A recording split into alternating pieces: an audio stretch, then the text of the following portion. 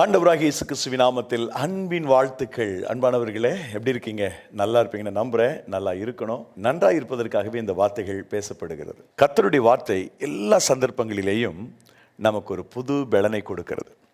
இந்த வசனங்களை நாம் பெற்றுக்கொள்ளுகிற போது, கர்த்தருடைய வார்த்தைகளை நாம் கேட்கிற போது, நமக்கான வார்த்தையாக நம்முடைய வாழ்க்கையில் அது வந்து சேருகிற போது ஒரு புது பலனை நாம் அனுபவிக்கின்றோம்.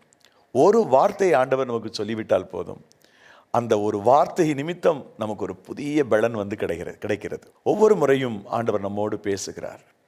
என் சமூகம் உனக்கு முன்பாக செல்லும் என்ற வார்த்தை பலரால் பயன்படுத்தப்படுகிறது. இன்றைக்கும் சில வாகனங்களிலே அந்த வார்த்தைகளை நாம் வாசிக்கும் போது நம்மை அறியாதபடி நம்முடைய தேவன் மேல், அவருடைய வார்த்தையின் மேல் நமக்கு ஒரு நம்பிக்கை வருகிறது. நான் தனியாக அல்ல, தேவன் எனக்கு முன்னே செல்கிறார் என்ற அந்த உணர்வை நான் பெறுகிறேன். கர்த்தர் எனக்கு முன்னே செல்கிறார் என்ற எண்ணத்தை நான் பெறுகிறேன். அன்பானவர்களே, அந்த விதத்தில் இன்றைக்கு கர்த்தர் நமக்கு கொடுக்கிற வாக்குத்தத்தத்தை நாம் கவனிப்போம்.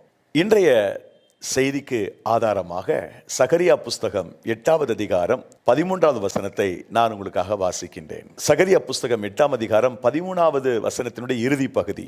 பயப்படாதேயுங்கள், உங்கள் கைகள் திடப்பட கடவது. பயப்படாதேயுங்கள், உங்கள் கைகள் திடப்பட கடவது. ஆண்டவர் நம்மை பார்த்து சொல்லுகிற வாக்கு, பயப்படாதீங்க, உங்க கை திடமா இருக்கட்டும் என்று சொல்றார். தேவன் நம்மை பார்த்து பயப்படாதே என்று சொல்லுகிற அந்த வார்த்தையின் மூலமாக பல நன்மைகளை அவர் நமக்கு தருவதாக வாக்கு பண்ணுகிறார். இந்த புத்தகத்தில் 2 இடத்துல, இந்த ஒரு குறிப்பிட்ட அதிகாரத்தில் 2 இடத்துல இந்த வார்த்தை, பயப்படாதே என்ற வார்த்தை வருகிறது. குறிப்பாக இந்த 13வது வசனத்தில் நான் முழுமையாக அந்த வசனத்தை வாசித்தா ஒன்று புரியும். ஏன் நீங்க பயப்பட வேண்டாம் அப்படின்னா, சம்பவிப்பது என்னவென்றால், யூதா வம்சத்தாரே, இஸ்ரவேல் வம்சத்தாரே, நீங்கள் புறஜாதிகளுக்குள்ளே சாபமாய் இருந்தது போலவே ஆசீர்வாதமாய் இருக்கும்படி நான் உங்களை ரட்சிப்பேன். பயப்படாதீங்கள், உங்க கை தடமா இருக்கட்டும். புறஜாதிகளுக்கு நடுவில் நீங்கள் எப்படி சாபமா இருந்தீங்களோ அது மாதிரி நீங்க ஆசீர்வாதமா இருப்பீங்க. அதனால நீ பயப்பட வேண்டாம். இனிமே நீங்க சாபமான வாழ்க்கை இல்லை, ஆசீர்வாதமான வாழ்க்கையை கர்த்தர் உங்களுக்கு வச்சிருக்கிறார். சபிக்கப்பட்ட வாழ்க்கை இல்லை, ஆசீர்வாதமான ஒரு வாழ்க்கை உங்களுக்கு முன்பதாக வைக்கப்பட்டிருக்கிறது. என் அன்பு சொந்தங்களே, சகோதர சகோதரிகளே, நீங்க பயப்பட வேண்டிய அவசியம் இல்லை. இதுவரைக்கும் நீங்க சாபத்தை அனுபவித்துக் கொண்டிருக்கலாம், இதுவரைக்கும் பாவத்தின் ஊடாக வேதனையோடு வாழ்ந்து கொண்டிருக்கலாம். ஆனால் இன்றைக்கு ஆண்டவர் சொல்லுகிறார், என் மகனே, மகளே, நீ எப்படி சபிக்கப்பட்ட நிலையில வேதனையோடு இருந்தாயோ அதற்கு ஈடாக நான் உனக்கு ஆசீர்வாதத்தை கொடுத்து உன்னை சந்தோஷப்படுத்துவேன், மன மகிழ்ச்சியாக்குவேன், நீ ஆசீர்வாதமாக இருப்பாய். ஆகவே நீ பயப்பட வேண்டிய அவசியம் இல்லை என்று சொல்லுகிறார். இந்த அதிகாரத்தில் இன்னொரு வசனம் பாருங்கள், 8:15. இந்த நாட்களில் எருசலேமுக்கும் யூதாவுக்கும் நன்மை செய்யும்படி திரும்ப நினைத்தேன், பயப்படாதேங்கள். இந்த ஒரு அதிகாரத்தில் மாத்திரம் 2 இடத்துல பயப்படாதேன்னு கர்த்தர் சொல்றார். முதல்ல ஏன் பயப்படாதேன்னு சொன்னார் கேட்டா, நீங்க இதுவரைக்கும் சாபத்துக்குள்ள இருந்தீங்க, நான் இனிமேல் நீங்கள் சாபத்தோடு இல்லை, ஆசீர்வாதத்தோடு வாழ நான் உங்களுக்கு உதவி செய்வேன் அப்படின்றார். இப்போ 2வது என்ன சொல்கிறாருன்னா, இதுவரைக்கும் நீங்கள் நன்மையை பார்த்ததில்ல, நான் உங்களுக்கு நன்மை செய்கிறதுக்கு உங்களை நினச்சிட்டேன், அதனால் நீங்கள் பயப்பட வேண்டாம், இனி உங்கள் லைஃப்பில் எல்லாமே நல்லதாக நடக்கும் என்று கர்த்தர் சொல்கிறார். அன்பானவர்களே, தேவனாய் கர்த்தர் நமக்கு நன்மை செய்கிறவர், நம்முடைய சாபங்களுக்கு பதிலாக ஆசீர்வாதங்களை கொடுக்கின்றவர். எல்லா சாபங்களையும் முறித்து, எல்லா சாபங்களையும் உடைத்து நமக்கு ஒரு புதிய ராஜ்யத்தை கொடுக்கின்றார், புதிய ஆசீர்வாதத்தை கொடுக்கின்றார், புதிய மேன்மையை கொடுக்கின்றார். ஆகவே ஆண்டவருடைய வார்த்தையின்படி நாம் இனிமேல் பயப்பட வேண்டிய அவசியம் இல்லை. திடன் கொண்டவர்களாக நம்முடைய காரியங்களை நாம் செய்ய துவங்கலாம். இந்த நாளிலிருந்து ஆண்டவர் எல்லா பயத்துக்கும் நம்மை விடுவித்து காப்பாற்றுவார். ஒரு அருமையான தேவ மனிதர் தன்னுடைய ஆய்வுக்கு நடுவிலே ஒன்றை கண்டுபிடித்து சொன்னார். 365 இடத்துல வேதாகமத்திலே பயப்படாதே என்ற வார்த்தை வருகிறது என்று. Fear not, don't be afraid என்ற வார்த்தைகள் வேதாகமத்திலே 300க்கும் அதிகமான இடங்களில் வருகிறது. ஒரு வருடத்துக்கு 365 நாள் என்றால், ஒவ்வொரு நாளும் தேவனாகிய கர்த்தர் தம்மை நம்புகிற, தன்னை ஆராதிக்கிற மக்களை பார்த்து, என் மகனே, மகளே, பயப்படாத, நான் கூட இருக்கேன்ப்பா, திடனாயிரு, நீ எதை பற்றி கவலைப்படாத என்று கர்த்தர் சொல்லுகிறார். என் அன்பான தெய்வ மக்களே, தேவனாகி கர்த்தர் நம்மோடு கூட இருக்கிறார். அவர் நம்மை பார்த்து பயப்படாத என்று சொல்லுகிறார். குறிப்பாக இந்த அதிகாரத்தில் 2 இடத்துல நீங்கள் ஏன் பயப்படாதேன்னா, முன்னாடி லைஃப் முழுசும் சாபமாக இருந்துச்சு, உங்களுடைய வாழ்க்கை முழுசும் பயத்தோடு இருந்தது. இனிமேல் நீங்கள் பயப்பட வேண்டிய அவசியம் இல்லை, ஏனென்றால் நான் சாபத்தை எல்லாம் ஆசீர்வாதமாக மாற்றுவேன்னு சொல்கிறார். ரெண்டாவது, இது வரைக்கும் தீமையை தான் பார்த்து நீங்கள் சோர்ந்து போய் இருந்தீங்க, தீமைக்கு நடுவில் ரொம்ப வேதனைப்பட்டீங்க. இனிமேல் நீங்கள் தீமையை பார்க்க போகிறதில்ல, நன்மையினால் நான் உங்களை நிரப்புவேன்னு கர்த்தர் சொல்கிறார். நன்மையினால் நிரப்புவேன், நீங்கள் ஆசீர்வதிக்கப்படுவீங்க. ஒரு தீமையும் உங்கள் வாழ்க்கையில் நடக்காது. நீங்கள் ஆசீர்வதிக்கப்படும்படி, நன்மையினால் நிரப்பப்படும்படி நான் உங்களுக்கு உதவி செய்வேன் என்று சொல்கிறார். ஸோ தேவனாகிய கர்த்தர் நம்மை பார்த்து பயப்படாதே என்று சொல்வதற்கு நிறைய காரியங்களை வேதாகமத்திலே நான் வாசிக்க முடியும். ஆனால் இந்த நேரத்தில் ஒரு 5 குறிப்புகளை உங்களுக்கு நான் சொல்ல விரும்புகிறேன். அதாவது, எந்த சூழ்நிலையிலே நம்முடைய தேவனாகிய கர்த்தர் நம்மை பார்த்து பயப்படாதே என்று சொல்கிறார், நாம் என்ன செய்தால் அதை செய்வார் என்றால், முதலாவது, நீங்கள் தேவனுடைய நாமத்தின் மேல் விசுவாசம் உள்ளவர்களாக எந்த அளவுக்கு இருக்கிறீர்களோ அந்த அளவிற்கு ஆண்டவர் உங்களிடத்தில் இருக்கிற பயத்தை எடுத்து நீங்கள் பயப்படாமல் முன்னேறுவதற்கு உதவி செய்வார்.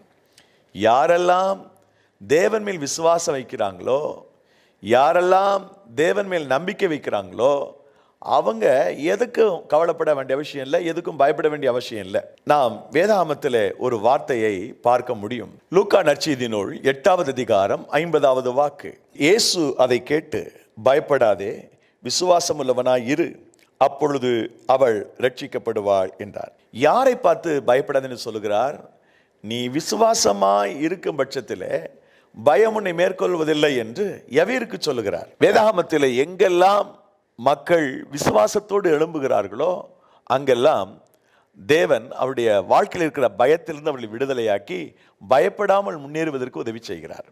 நீங்கள் உங்களுடைய ஜீவிதத்தில், உங்களுடைய வாழ்க்கையில் பயமில்லாமல் வாழ விரும்பினால், பயமில்லாமல் ஜீவிக்க விரும்பினால், விசுவாசமுடையவர்களாக இருங்கள்.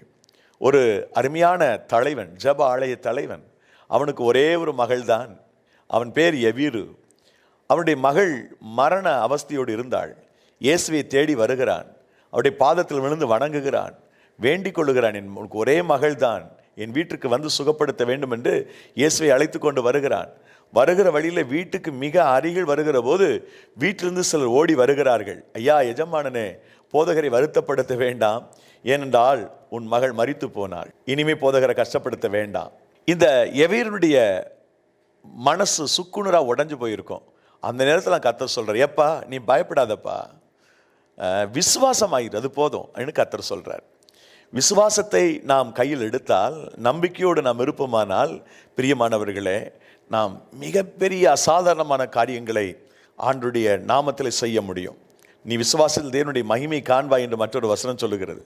ஆக விசுவாசம் எங்கே இருக்கிறதோ அங்கே பயம் ஓடி ஒளிந்து கொள்ளும். நீங்கள் மார்க்கு நற்செய்தி நூல் 4வது அதிகாரம் 40வது வசனத்தை பார்த்தீங்கன்னா, காற்றும் கடலும் கொந்தளித்து வந்தபோது ஆண்டவர் அவைகளுக்கு கட்டளை கொடுத்துட்டு தம்முடைய சீஷர்களை பார்த்து சொன்னார், ஏன் பயப்பட்டீர்கள், ஏன் உங்களுக்கு விசுவாசம் இல்லாமல் போனது என்று சொன்னார். விசுவாசம் என்பது பயத்துக்கு எதிரான தேவனுடைய ஆயுதம். நீங்கள் விசுவாசம் உள்ளவர்களாக இருந்தால் உங்களை பார்த்து கர்த்தர் சொல்லிக்கொண்டே இருப்பார், பயப்படாதப்பா, பயப்படாதப்பா, நீ எதை பற்றி பயப்படுவேன், ஏனென்றால் நீ என்னை நம்புற, என் மேல விசுவாசமா இருக்கிற, தைரியம் முன்னேறு. சங்கீதக்காரன் தாவீது சொல்லுகிறான், சங்கீதம் 56:3, நான் பயப்படும் நாளில் உம்மை நம்புவேன். நான் எப்போதெல்லாம் எனக்கு பயம் வருதோ அப்போதெல்லாம் உங்களை நம்புவேன்னு சொல்றான். பயப்படுகிற நாளில் உம்மை நம்புவேன்னு சொல்கிறார். எபிரேயர் புஸ்தகம் 11ஆம் அதிகாரம் 23வது வசனத்திலே, விசுவாசத்தினாலே மோசேயினுடைய பெற்றோர் ராஜாவினுடைய கட்டளைக்கு பயப்படாமல் 3 மாதம் குழந்தை ஒளித்து வைத்தார்கள். விசுவாசத்தினாலே, பயப்படல. அந்த பயத்தை அவர்கள் எப்படி ஜெயித்தார்கள்? த்ரூ தேர் ஃபெய்த், விசுவாசத்தை, அவருடைய விசுவாசத்தின் ஊடாக ஜெயித்தார்கள். அதே போல எபிரேயர் 11:27 பார்த்தால், ராஜாவினுடைய கோபத்துக்கு அவன் தப்புவிக்கப்பட்டான் அல்லது தன்னை தப்புவித்து கொண்டான்.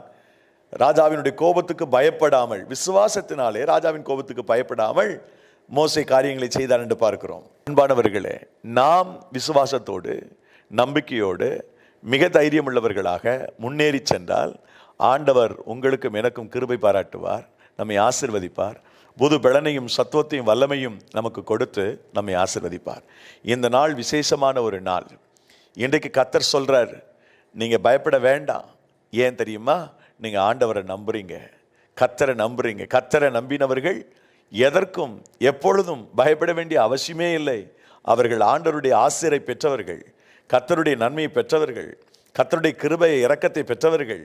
என் தேவனாகிய கர்த்தர் உங்களை ஆசீர்வதித்து உங்களை கனப்படுத்துவார். இரண்டாவது, இந்த பயப்படாதே என்று கர்த்தர் சொல்லுகிற போது நாம் கடைபிடிக்க வேண்டிய இரண்டாவது காரியம் தேவனாய் கர்த்தரை தொழுது கொள்வது. தேவனை தொழுது கொள்ளுங்கள். தேவனாய் கர்த்தரை தொழுது கொள்வீர்களே ஆனால் நீங்கள் எதற்கு பயப்பட வேண்டிய அவசியம் இல்லை. நீங்கள் தொழுது கொள்வது, நீங்கள் வணங்குவது வானத்தையும் பூமி உண்டாக்கிய தேவாதி தேவன், சர்வ வல்லமையுள்ள தேவன். அவரை நீங்கள் பணிந்து கொள்வீர்களே ஆனால் என் அன்பு சகோதர சகோதரிகளே, நிச்சயமாக நாம் எதற்கும் பயப்பட வேண்டிய அவசியம் இல்லை. எந்த ஒரு காரியத்துக்கு அச்சப்பட வேண்டிய அவசியம் இல்லை. நான் ஒரு சில வசனங்களை உங்களுக்காக வாசிக்கின்றேன். 2 சாமுவேல் புத்தகம் 12வது அதிகாரம் 20வது வசனம். அப்பொழுது சாமுவேல் ஜனங்களை நோக்கி, பயப்படாதேயுங்கள், நீங்கள் இந்த பொல்லாப்பை எல்லாம் செய்தீர்கள். ஆகிலும் கர்த்தரை விட்டு பின்வாங்காமல் கர்த்தரை உங்கள் முழு இருதயத்தோடும் சேவியுங்கள். கர்த்தரை விட்டு பின் வாங்க வேண்டாம். முழு இருதயத்தோடு தேவனை சேவியுங்கள். ஆண்டவரை முழுமையாக நீங்கள் பிடித்துக் கொள்ளுங்கள். தேவனாய் கர்த்தர் உங்களோடு இருந்து உங்களை ஆசீர்வதிப்பார். அவரை சேவியுங்கள், அவரை தொழுது கொள்ளுங்கள். கர்த்தரை விட்டு பின்வாங்கி போய்விடாமல் தேவாதி தேவனை பிடித்துக் கொண்டு அவரையே சேவிக்கிறவர்கள், அவரையே தொழுது கொள்ளுகிறவர்கள், பிரியமானவர்களே, எதை குறித்தும் எந்த சூழ்நிலையிலும் பயப்பட வேண்டிய அவசியம் இல்லை. நாம் தேவனை தொழுது கொள்ளுகிறவர்கள், இவர் வல்லமையான தெய்வம், மகத்துவம் உள்ளவர், இவரை தொழுது கொள்ளுகிறவர்கள் எதை குறித்தும் கவலைப்பட வேண்டிய அவசியம் இல்லை. எதை குறித்தும் கலங்க வேண்டிய அவசியம் இல்லை. எதை குறித்தும் பயப்பட வேண்டிய அவசியம் இல்லை. ஒரு அருமையான பெண்மணி, யூத வம்சத்தை சார்ந்தவள் அல்ல. அவள் ஒரு மோவாபிய பெண்மணி. மோவாபியர்கள் திருச்சபைக்கு உட்படலாகாது என்ற நிலையில் அந்த மோவாபிய பெண் தேவன் மேல் தன்னுடைய முழு நம்பிக்கை வைத்து அவரையே தன்னுடைய தெய்வமாக ஏற்றுக்கொண்டவள்.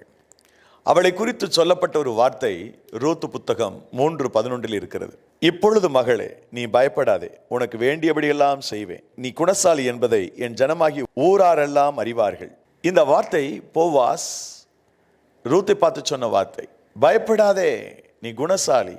இவளை பார்த்து இந்த வார்த்தை அவன் சொன்னதற்கான காரணம் முதல் அதிகாரத்திலே நான் பார்க்க முடியும். முதல் அதிகாரத்தின் 16வது வசனம். அதற்கு ரூத், நான் உம்மை பின்பற்றாமல் உம்மை விட்டு திரும்பி போவதை குறித்து என்னோட பேச வேண்டாம். நீர் போகும் இடத்திற்கு நானும் வருவேன், நீ தங்கும் இடத்திலே நானும் தங்குவேன். உம்முடைய ஜனம் என்னுடைய ஜனம், உம்முடைய தேவன் என்னுடைய தேவன். நான் உம்முடைய தேவனை ஆராதிக்கிறேன், உன்னுடைய தேவனை பிடித்துக் கொள்ளுகிறேன்.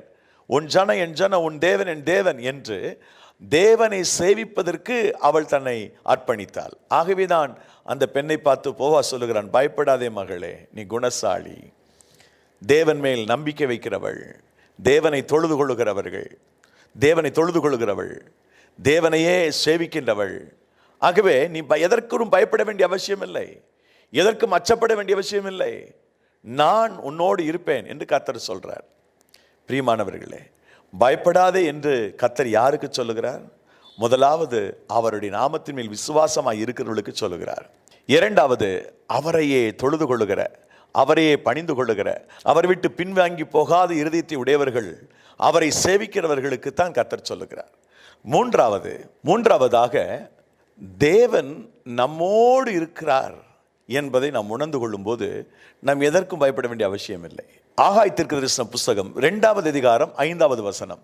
நீங்கள் எகிப்திலிருந்து புறப்படுகிற போது நான் உங்களோட உடன்படிக்கை பண்ணின வார்த்தையின்படியே என் ஆவியானவரும் உங்கள் நடுவில் நிலை கொண்டிருப்பார், பயப்படாதேயுங்கள்.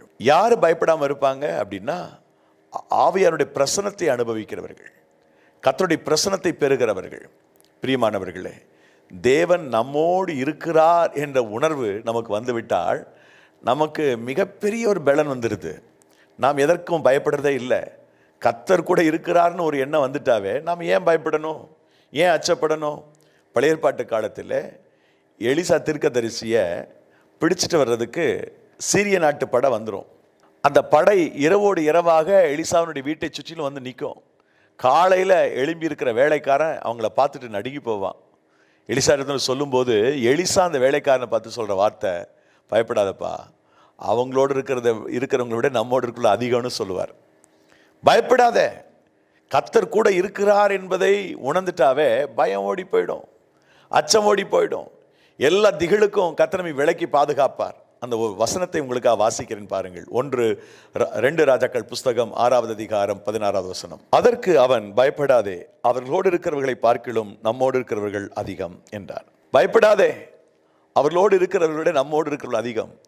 ஆண்டவரும் அவருடைய சேனையும் அவருடைய வல்லமையும் நம்மோடு கூட இருக்கிறது என்பதை உணர்ந்துட்டாவே நான் பயப்பட வேண்டிய அவசியம் இல்லை, நான் அச்சப்பட வேண்டிய அவசியம் இல்லை. ஒரு வேடிக்கையான ஒரு கற்பனை கதை. ஒரு ஒயின் ஷாப்புக்கு ஒரு ஏழி போச்சு இரவு நேரத்தில். ஏன் போச்சுது அப்படின்னா, பகலில் குடிமகன்கள்லாம் குடிக்கும்போது அவங்க எடுத்துக்கொள்ளுகிற சைடிஸ் அதில் சிந்தி இருக்கும் பாருங்கள், அதை சாப்பிட்றதுக்காக ஒரு எலி போயிருக்கு.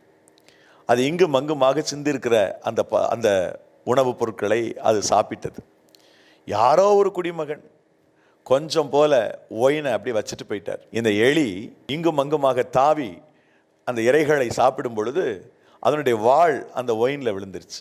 ஏதோ வித்தியாசமாக இருக்குது ஃபீலிங்னு சொல்லிட்டு அந்த வாளை எடுத்து தன்னுடைய நாக்கில் ருசி பார்த்தது எலி.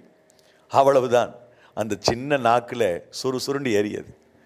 அது ரொம்ப இன்ட்ரெஸ்டிங் ஆகிடுச்சு. எலி வாளை அந்த ஒயினில் நனைப்பதும் அதை வாயில் வைத்து சுவைப்பதும் இப்படியே கொஞ்ச நேரம் செய்து கொண்டிருந்தது. அந்த எலிக்கு இதுவரை இப்படிப்பட்ட ஒரு சுவையை நான் உணர்ந்ததே இல்லை என்று அந்த ஒயினுடைய கப்பில் தன்னுடைய வாளை வைத்து நனைத்து மறுபடியும் தன்னுடைய நாக்கிலே சுவைத்தது. இப்படியே சுவைத்து கொண்டே இருந்தபோது ஒரு கட்டத்தில் இந்த எலிக்கு போதை வந்து விட்டது. பாருங்க, மனுஷனுக்கே போதை வருதுன்னா எலிக்கு வராமல் இருக்குமா? வந்த உடனே இந்த எலி சொன்னதான், எங்க அந்த பூனை என்று சொன்னதான். பூனைன்னா ஓடி போகிற எலி இந்த போதை ஏறின உடனே பயமே இல்லை அதுக்கு, எங்க அந்த எலி அப்படின்னு கேட்டதுதான். இது ஒரு கற்பனை கதை தான், இப்படிலாம் நடந்திருக்குமான்னு யோசிக்காதீங்க. இது ஒரு போதை வஸ்துக்கு இவ்வளவு பவர். பரிசுத்த ஆவியானவரும் கூட அப்படித்தான். அவர் வந்து விட்டால் நாம் சாத்தானை என்னவென்று கேட்டுவிடலாம். ஹோலி ஸ்பிரிட் நமக்குள்ளே இருக்கிறார் என்ற உணர்வே நமக்கு மிகப்பெரிய தைரியத்தை கொடுக்கும். இந்த உலகத்தில் குடிக்கிறவர்கள் ஏதாவது சண்டை போடணும்னா தண்ணி அடிச்சுட்டு தான் போய் சண்டை போடுறான், அப்போ தான் தைரியம் வருமா? அது போதை குறைஞ்சு போனோம்னா அவனுடைய கோபமும் போயிடும், அவனுடைய தைரியம் போயிடும். ஆனால் தேவன் அப்படி இல்லை. அவர் உங்களுக்குள்ளே எனக்குள்ளே வந்து விட்டால் கடைசி வரைக்கும் நம்ம தைரியமாக நிற்க முடியும், பயப்பட வேண்டிய அவசியம் இல்லை. இப்போ முதலாவது பயப்படாமல் இருக்க செய்யுது எதுனா தேவன் மேல் நான் வைக்கிற விசுவாசம். இரண்டாவது நம்ம பயப்படாமல் இருக்க வைக்கிறது எது அப்படின்னு கேட்டிங்கன்னா, நாம் கர்த்தரையை சேவிப்பது, அவரை தொழுது கொள்வது. மூன்றாவது ஆவியானவனோடு கூட இருக்கிறதை உணர்வது. அதில் இன்னொரு உதாரணத்தை மாத்திரம் சொல்லி 4வது பாயிண்ட்டுக்கு போகிறேன். ஒரு வேலைக்காரிக்கு முன்பதாக தன்னை யாரென்று அடையாளம் காட்டிக்கொள்ள முடியாத பேதுரு இயேசுவை மறுதலித்தார். இதை லூக்கா நற்செய்தியாளனும் மார்க்கு நற்செய்தியாளனும் பிறகு மத்தேயுவும் சொல்லுகிறார்கள். ஆனால் அதே மனிதன் பரிசுத்த ஆவியானவர் தனக்குள்ளே வந்த பிறகு அப்போஸ்தலர் 4:12 சொல்லுகிறான், அப்போஸ்தலர் 4:20 சொல்லுகிறான், நாங்கள் கண்டவைகளையும் கேட்டவைகளையும் பேசாமல் இருக்கக்கூடாது என்று தைரியமாக பயமில்லாமல் அவன் பேசுகிறான். முதல்ல ஒரு வேலைக்காரிடத்தில் பயந்து பொய் சொன்னவன் அல்லது மறுதலித்தவன் இப்பொழுது ஒரு அதிகாரம் வர்க்கம் தன்னை பார்த்து கேட்கின்ற போது, பேசுகிற போது அவளுக்கு முன்பதாக தைரியமாக உரக்கச் சொல்லுகிறான், நாங்கள் கண்டவைகளையும் கேட்டவைகளையும் பேசாமல் இருக்க முடியாது என்று தைரியமாய் சொல்லுகிறான். என் அன்பு சொந்தங்களே, சகோதர சகோதரிகளே, அவ்வளவு தைரியம் எப்படி வந்தது என்று கேட்டால், இந்த பேதுருவின் மேல் ஹோலி ஸ்பிரிட் வந்ததுனால, பரிசுத்தன் வந்ததுனால அவனுக்கு இந்த தைரியம் வந்தது. நான்காவதாக, தேவனுடைய சமாதானத்தை ஒவ்வொரு முறையும் நாம் ரிசீவ் பண்ணும்போது, அதை அனுபவிக்கும் போது நாம் எதற்கும் பயப்பட வேண்டிய அவசியம் இல்லாமல் போகிறது. இந்த சமாதானத்தை சீசர்கள் இழந்ததுனால தான் யூதர்களுக்கு பயந்ததினால் பூட்டப்பட்ட வீட்டுக்குள்ளே அவர்கள் இருந்தார்கள், பயந்து கொண்டிருந்தார்கள். பயந்து அவர்களுக்கு முன்னாடி ஆண்டவர் தோன்றி யோவான் 20:19 உங்களுக்கு சமாதானம் என்று சொன்னார். அவ்வளவுதான். அந்த சமாதானம் வந்த உடனே அவர்கள் பூட்டப்பட்ட வீட்டிலிருந்து வெளியில் வந்தார்கள். கடற்கரைக்கு வந்து அவர்கள் மீன் பிடிக்க துவங்கினார்கள். தைரியம் எங்கிருந்து வருகிறது?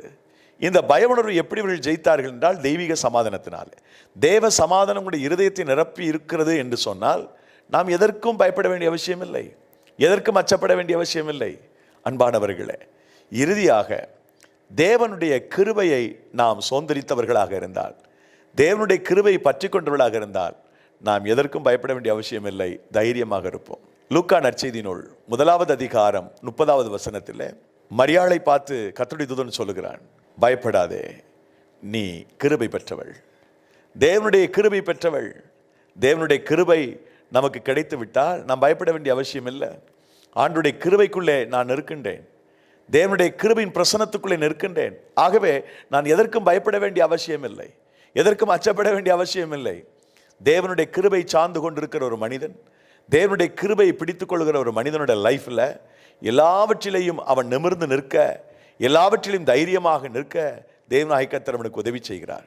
ஏன்னா என் அன்பானவர்களே, தேவனுடைய கிருபையை சுதந்தரித்துக் கொள்ளுங்கள். மரியாளை போல, ஆண்டவருடைய கிருபை எனக்கு வேணும் ஆண்டவரே, நோவாவை போல, மோசேயை போல, தாவீதை போல தேவனுடைய கிருபையை யாரெல்லாம் சுதந்திரிக்கிறாங்களோ, தேவனுடைய கிருபை யாரெல்லாம் பற்றி பிடிக்கிறாங்களோ அவங்களுக்கு ஆண்டவர் ஒரு பெரிய ஆசீர்வாதத்தை வச்சிருக்கிறார், ஒரு பெரிய நன்மையை வச்சிருக்கிறார்.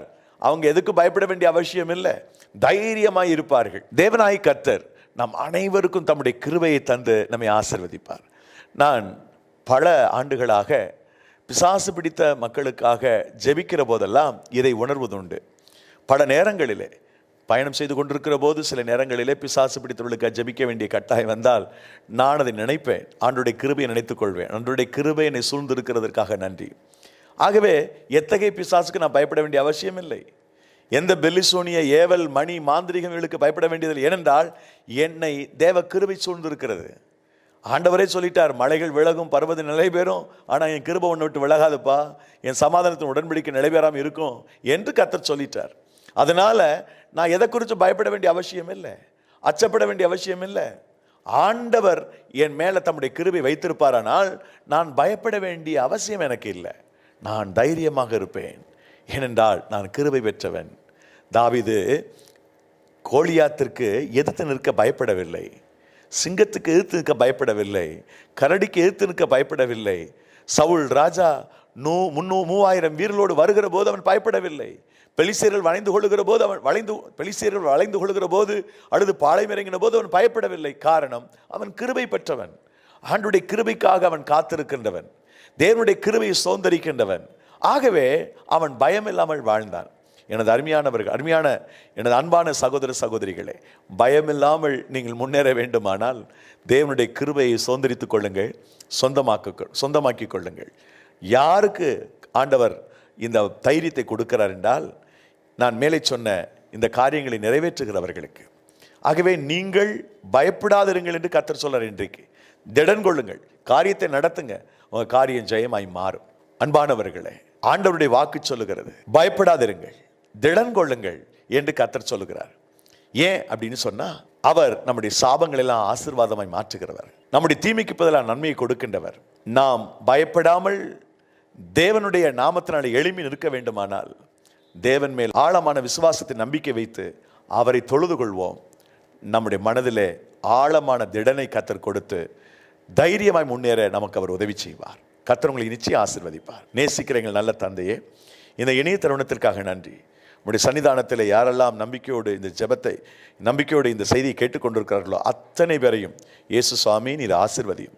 உம்முடைய பரிபூரணமான நன்மையும் கிருபையும் வல்லமையும் உம்முடைய பிள்ளைகளை மூடற்றும். உம்முடைய பிள்ளைகள் யாரும் பயப்படாம தைரியமாக இந்த பூமியில வாழ, வெற்றி பெற தேவனாகிய கர்த்தர் அனுகிரகம் பண்ணுங்க, ஆசீர்வதிங்க. இயேசு கிறிஸ்துவின் இன்ப நாமத்தில் ஜெபிக்கிறோம் நல்ல பிதாவே, ஆமென்.